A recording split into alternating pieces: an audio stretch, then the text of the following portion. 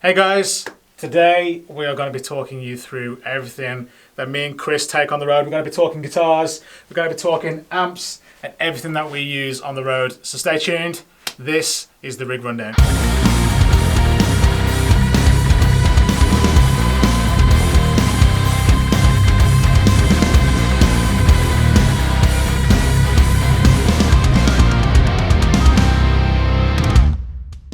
So first, let's take you into my Scott Dixon case, where these are my main touring guitars. I've got two LTD EC1000s, and you'll see it's a little road worn. There's bits missing.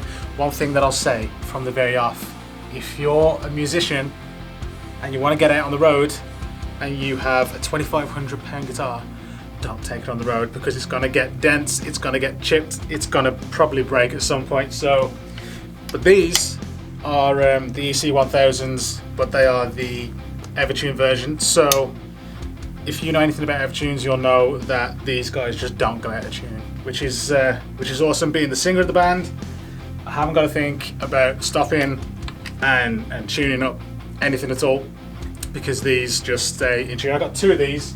I've got one in Amber Burst, and I've got one in a C3 Black, and you'll see these on the road all the time because these are my two main guitars. Again, both got the Evertune bridges in them. I'm fortunate enough to be endorsed by ESP Guitars. I've had that partnership with those guys for probably 2 years now. It's about 2 years, maybe about that time. from when Anal Wizzies came out. So yeah, these are my two main guitars, and they have been pretty much everywhere with me. This brings us over to acoustics, and I actually only own one acoustic guitar, and this is my Faith Blood Moon Neptune. It's electroacoustic, so you guys might have seen me play Wait For You on this guitar when we play live. Also, again, we are endorsed by Faith Guitars. That's me and Chris and Kieran, also endorsed by Faith. Chris has got a similar acoustic guitar. Well, the big difference is it's a different colour. But yeah, this is the Venus version. So it has a spruce top and rosewood sides and back. And as you can tell, sounds great. But yeah, as Rich said, we're lucky enough to be endorsed by Faith. They are a great company, and the guitars sound awesome. We've never had an issue with them. No. So yeah, man. And the difference between mine and yours is mine's just a bit bigger. It's not about the size. Did we do the first video where you said it's not about the size? Yeah, I'm just saying mine is a bit bigger. Mine has. Did yours have a tune up? Yeah. All built in. Oh, okay, whatever.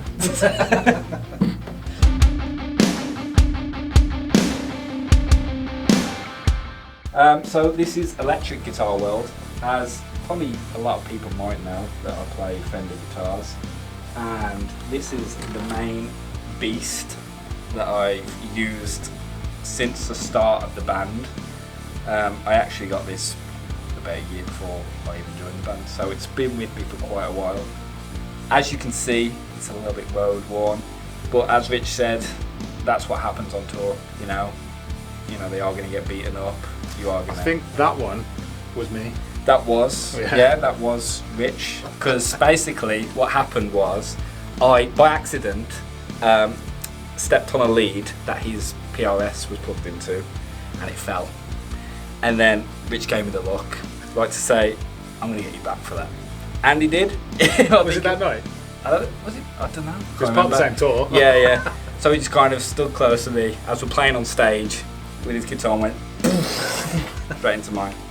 And I was like, okay, fair enough. But yeah, so they do get beaten up, but that's kind of what I like about guitars, really. I don't want a guitar that's kind of, you're going to be scared to play it. Yeah. That you kind of think, oh, it needs to be on the wall. You want something that's going to be, a workhorse and kind of, be with you on the night and hopefully be in tune. Well, you want something that's stable, that plays well, and exactly. that sounds the same every single night. Exactly. So, yeah, I mean, similar to Rich. I actually took, it's the same on my other guitar. I took these pots off because when I play, I found that I kept smacking them, and in turn that would like turn it, so it'll turn the guitar down, which is what you don't want. So yeah, I took them off. Maybe I could modify it and maybe move that or put something else in there, but yeah, for the moment it's off. But yeah, this is the main one, American made, so yeah, all good. But yeah, these are actually Jim Root signature guitars. So get asked this quite a lot, and this is the Telecaster version. So yeah, kind of same deal. Both have got EMG pickups in. I think it's 84 and 81. But yeah, they're kind of like built to last. They feel kind of sturdy. You probably play cricket with one of these, I don't know. But yeah, the difference with the Tele and the Strat is this one actually has a satin neck. The back, we sanded the back of this neck off, just to give it a different feel. That's why it looks quite grimy. I don't know if you can see that. But yeah, man, they've been with me from the start, and you know, there are some nights when they kind of don't play ball and sometimes go out of tune quite a bit, but you know, most nights they're kind of pretty stable. But yeah, man, Fender are pretty good company. This one's actually made in Mexico. So that's electric guitar world, really.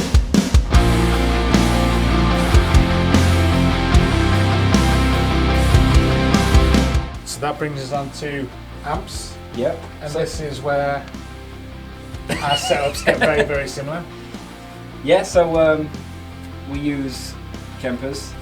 We have done for quite a while now. Yeah, we've heard a lot of good things about Kempers. Yeah. And what they do, for people that don't know, is they mimic actual amplifiers. So what we can do with these is plug a mic into the back and literally mic up an amp, and it will send out these tones and signals that will basically scan all of the It electronics. sounds weird. It sounds like the aliens are coming down. If you ever get a chance to YouTube it, do it, because it sounds so weird. Yeah. And basically what you can do is you can capture an actual real life amp, Yeah. and store it into one of these units, and also you can buy them, you can download them off the internet.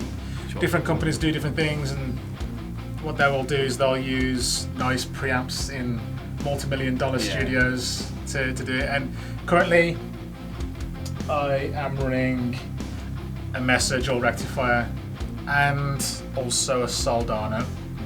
I'm running those two amps for different situations. Cleans, I've got a Fender. What are you running? So I use for all the tours we've done so far, I've just used the triple rec profile, and then I think it was like on some other bits I've used like a Fender Twin, some clean sounds, and maybe I think it's an Evil Robot amp on some other sounds. But most the kind of the rock sound is coming from a Mesa triple rectified profile. But then going forward, we actually profiled our producer Dan. We profiled his amp, so it's the actual first time we got to profile something in the studio. So it was the Diesel, wasn't it? Yeah. So we've profiled that, and I've used that a couple of times. Seems to sound good, so we'll see how it goes. So that might be the profile I use going forward. But that's the thing is with one of these is you can literally take it to the studio when you're recording a record and profile all the sounds and take it out on the road. Exactly. So if you've got an amp sound in the studio where you think, oh man, that sounds killer, I just like to keep that sound. You just profile it, and then it's stored. It's like an amp library. Yeah, you can have as many amps as you want to on top. If you want one amp for a solo sound, want another amp for a clean sound, you want another amp for a rhythm, you can do it all in that little box.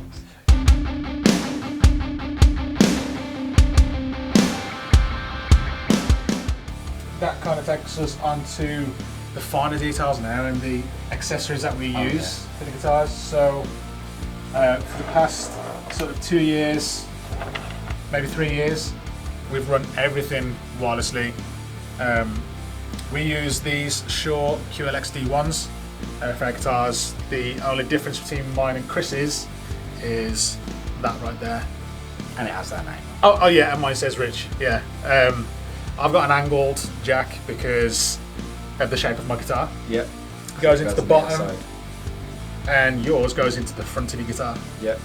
So you don't have an angled one because you don't need it to be. If you had an angled one, it would stick out your guitar like that, which would be a bit strange. True. So best to have a straight one for Strats. Although with the telly, it does. it's on the bottom. It's on the bottom. Yeah. It's on the Oh yeah. bottom. So yeah, but I mean, But I don't use this one as much as a Strat. Yeah. So. so that's the only difference between mine and Chris's wireless packs. Before we used these, we used the digital ones, didn't we? Yeah, I think I still had a Shure. I think mine was a GLX-D 16, I think it was called. I don't know. Yeah. I have no idea. You had the Line 6. I had the Line 6, but they were great when we were playing like smaller Small shows. venues. Or when we played festivals. Not so much yours was okay. Yeah. Mine cut out. I think, yeah, it was weird because we had a moment where yours would work and mine wouldn't work. Yep. And then mine would work and yours wouldn't Yep. work. And we was like, what is going on? So we Yeah. moved away from digital Yeah. and we went to old-fashioned analog. So these run on radio waves effectively. Yep. And I mean these will go up to about 100 feet, so these will be good all the way up to arena level. Oh, yeah. Um, You can probably get to the bar while still playing guitar in an arena and still have your guitar going out. Yeah. So we use these, and we've also got the in-ear pack version of this as well that we use. And we've got that in another rack that looks similar to this, apart from it's got the wireless units down the bottom. We both use the Mesa 2x12 cabs, and we have done since day one. Yeah. Yeah, as I say, this was kind of, yeah, we use these with our Actual amps. With our tube heads. Yeah. So these have been with us from the start, really. And these little boxes there, that's where we put the mic, when we're micing them up. I mean, how we tell the difference is, okay, yeah, you've got yours on a different side. Yeah. But mine's also got a sock on top. Yeah, just because it was a quick fix because the handle came off. So yeah, mine's got the sock on top. And then the last thing to talk about, really, is plectrums. I use the Stonebroken custom 1mm thick plectrums, and we've used these for quite a while now. I say we. Chris doesn't like using them. I'm a diva. Yeah, he's a bit of a diva. Yeah, I've always used Tortex, so I use these bad boys. These are called like T3s. So they kind of have the size of a regular Tortex pick, but they have the pointy edge. So it's like the Jazz C pointy edge, hence why I think they're called T3s. But yeah, I like using these. They feel good. I sweat a lot. Like my hands sweat so much, and I feel like I can keep a grip of these better. Yeah, so that's why I use these. So, but I have these as well. You basically just use these to throw out, don't you? Pretty much. Yeah, you know, just to flick out. So yeah, because I'll flick these out. They're probably like.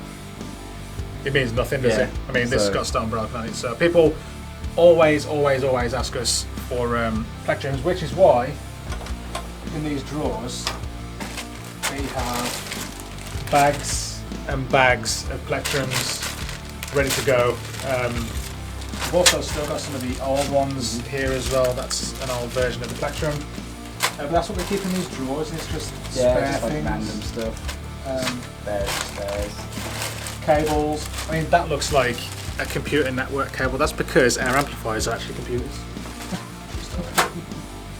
And that is about it for this rig rundown. I think we got. Spare batteries, more spare batteries, and some spare batteries. Thank you guys for watching. I hope you guys have enjoyed. This has been mine and Chris's Guitar World Rig Rundown. And we've got some more coming up for you pretty soon from the rest of the band. So keep your eyes peeled, like and subscribe, and you'll be the first to know when we put another video up. Every single Friday we are aiming to put a video up. Yep. So come check it out. We're going to be doing some fun things. We're going to be doing some informative things. And if you guys have any questions, comments, ideas for videos, if you want to see anything, you know, and want us to do anything, just let us know, and we'll do our best to try and do it. If it's kind of something we can do. Yeah. Yeah. Anyway, we'll catch you in the next one. Take care, guys. See you later. I thought I'd show you guys the first guitar that I ever owned. It was a gift from my mum many Christmases ago. So that's it right there. It's a TMX 2.1 edition in 32 strings. It's slightly out at the moment. For 32 strings. I played a lot of songs on this back in the day. Metallica, Iron Maiden, you know, Trooper. It's in Ferrari red as well, you know, because it's faster. But yeah, so that was my first ever guitar, man. Kind of needs a bit of a polish, but you know, I don't think you can ever get rid of your first guitar. And you know, so I hold this very dear, and I think I will for many, many years. So yeah, titanium as well. You know, if you want to smack someone over the head with it, you know it's going to knock them out.